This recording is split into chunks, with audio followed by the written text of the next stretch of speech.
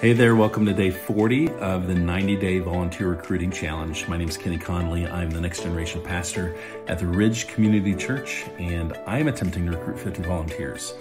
Over the course of these 90 days, we're getting close. I'm really proud of where we're at. And this week we've been talking a lot about the volunteer interview, and I've been offering information about 3 big goals around the volunteer interview. And today I want to talk to you about one other quick important thing, and that is this: simply take really good notes when you do your volunteer interview, and then save those notes in a secure place. Depending on what church ministry database you use, you can oftentimes save notes on a person's profile. I would really make sure that you can make those private to where only certain people can see those, that you have to have a level of access that not just any volunteer who gets in your database can see these notes.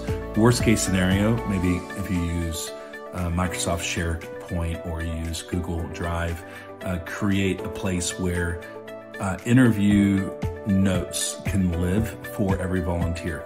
And the reason why this is important, because you're going to take the time to interview somebody, it should, like, what you talk about and what they discuss should be recorded. It should be, and I'm not talking about an audio recording, but it should be like you should take notes. You should record this. A little hack: recently I've started using Zoom or Zoom's AI note-taking feature, where it'll create a summary of the meeting that we had, or it might even do a transcription as well. You could save that, and it does let the person know that you're doing a transcription. This would be if you're doing this over Zoom or not, but just make sure you take really good notes. And the reason why this is really important is because if something comes up, if something ever happens, one of the first questions that comes up, if this volunteer did something or something negative happened, the question that's going to come up is, hey, was there anything on their application that indicated that there was something off? Or was there anything that came up in their interview that indicated that something was askew? And I remember when I was in Arizona, we had a couple different incidents with some leaders where some crazy things happened. And our safety director at church both times pointed back to, hey, do we have an application? Like, certainly tell me we have a background check. And we always had a background check on them. We always had an application on them. But the thing that kind of really mattered was, like, what did you discuss in the interview? And so it's just always good to go back and have good notes. And sometimes that didn't come up. It wasn't a conversation, and that's fine.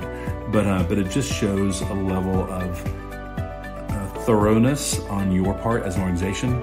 If something were to ever happen, you can always point towards, this was our process, this is what we did, and here's the result of our leadership interview. Like, we vetted them and we said that they could serve, but here's what we talked about, here's how they answered these questions, and here's what we discussed, what I discussed, or what we discussed with them as a follow-up to what they said before. So just take good notes and have an appropriate place to store those notes, so that way you have access. And I would always implore you, like, do it digitally.